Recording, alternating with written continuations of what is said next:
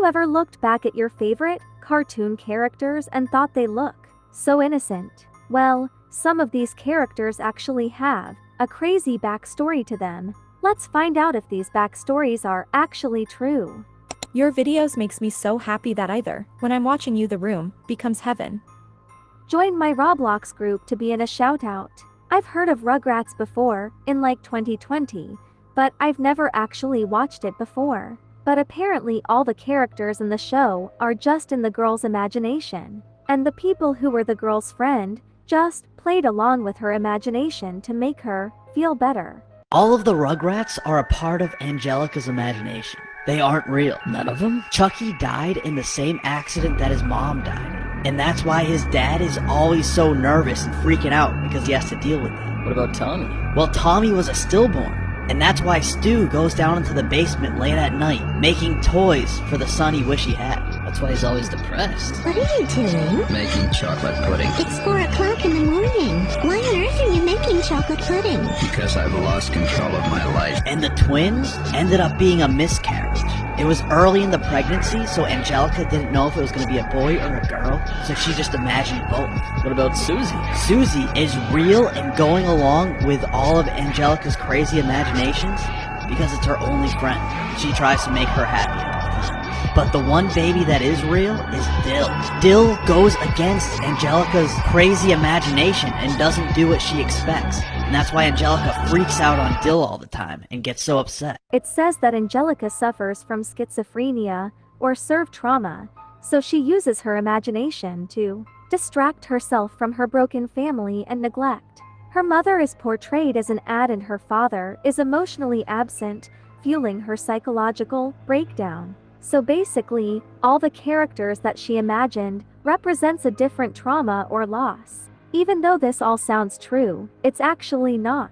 I've never seen the show, but based off of context clues, I find it hard to believe she imagined all those characters. This whole Angelica story was just a theory that a fan of the show made, which blew up. The showrunners of Rugrats have confirmed it was simply about childhood imaginations and adventures. Nothing sinister. Based off that, I'm assuming the Rugrats travel to different cool places with their imagination. Kind of like the Magic School Bus show. I feel like there's always a new scary story on Peppa Pig, like every month. There was already a story about Peppa Pig actually being a ghost, and now there's this new one. Scary cartoon truths that would terrify you, Part 1. Peppa Pig was diagnosed with cancer at just 2 years old and spent most of her early life in bed. She needed constant assistance and 24-hour supervision from her parents just to keep her alive. Peppa was an embarrassment and a burden to the whole family. But one day her dad had enough and got a horrible idea. He decided to chain Peppa to her bed so she could never leave her room again.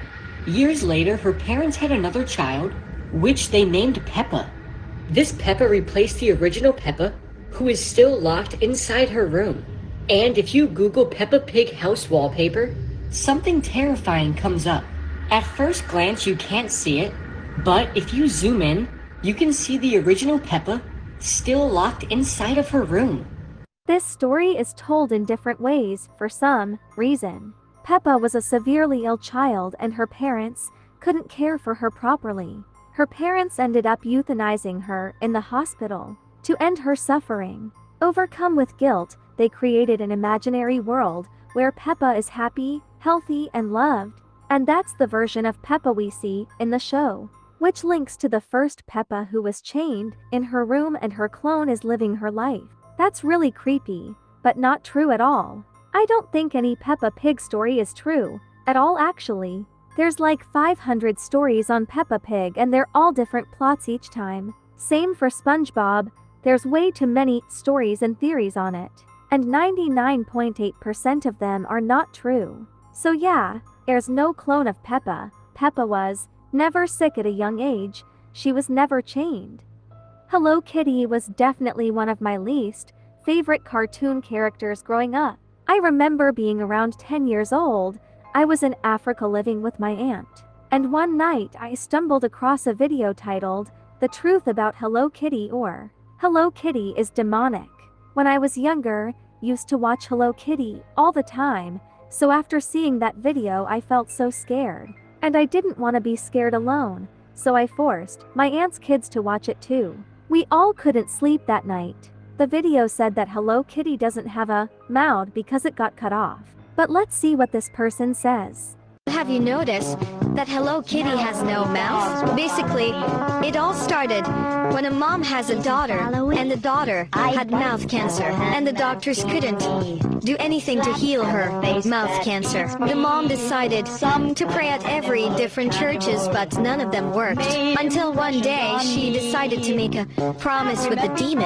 The demon said they will heal her daughter, but in one condition. She had to make a character named Hello Kitty. It was hard to make the character, but the mom didn't give up for her daughter. Until months later, she successfully made the character and she started to sell it to children's. But the children's didn't know what were they playing with. They were best friends with the Hello Kitty and was praying to the demon. But before I end the video, the original creator of the Hello Kitty is Shintaro Tsuji. That's all, and stay safe.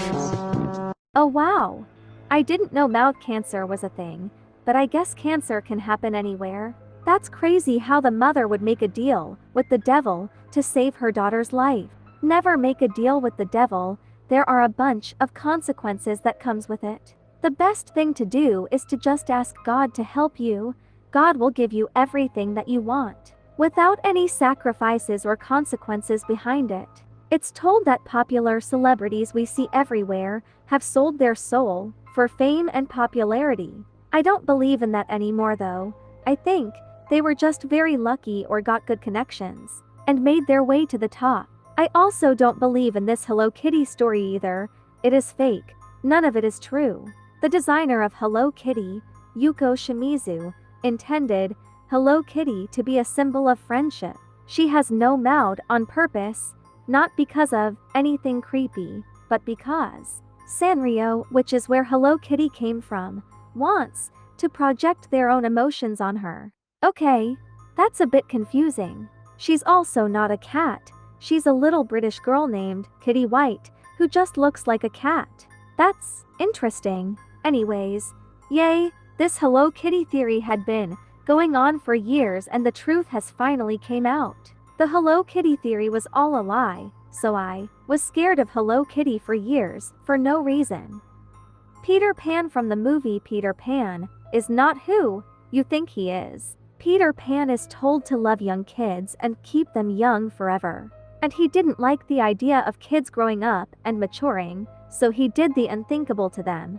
The original Peter Pan is so dark. The Disney version, Peter takes these kids off to Neverland where they never grow. But in the original version, Peter's basically the angel of death. He kidnaps these children by promising them they'll never grow up because he's so obsessed with youth and staying young forever. And he wants to be around youth all the time. And then when he sees these kids start to age or mature, he kills them. Oh, what? To live up to his promise that they'll never age. He won't let them. So he takes it into his own hands. That's in the source material? That's in the source material. He can't handle adults. He hates adults, and that's why he attacks Captain Hook and the pirates. Yeah, isn't Captain Hook the good guy? Yes, Captain Hook knows what Peter Pan is doing to these children, so he's trying to save these naive, innocent children from going back with Peter Pan to Neverland. One Piece has convinced me that pirates are actually like the good guys. What makes you think I want to play pirates with you? No, the other thing. I kill your kind for a living? No. The designer of Peter Pan was made by J.M. Barrie. The story of Barrie was that he was obsessed with the idea of external childhood. Partially because of his loss, he lost his brother from a skating accident at the age 13. David's mother was devastated, but comforted him with the idea that he'll never grow up. Barrie carried this idea with him and eventually poured it into the creation of Peter Pan. Peter Pan is the boy who refuses to grow up. Barrie also became very close to the Llewellyn Davies boys, who inspired the characters in the story. Even though Barrie's story is true, Peter Pan hurting kids 'cause they aged is not. Peter Pan loves kids though, which is a bit weird, and so does Barrie. They both love kids. Peter Pan also forgets people easily and even laughs at sad or frightening things. So I guess the Peter Pan story is partially true and partially not true. But if you made it this far, make sure to like and subscribe. I love you all. Bye bye my winters.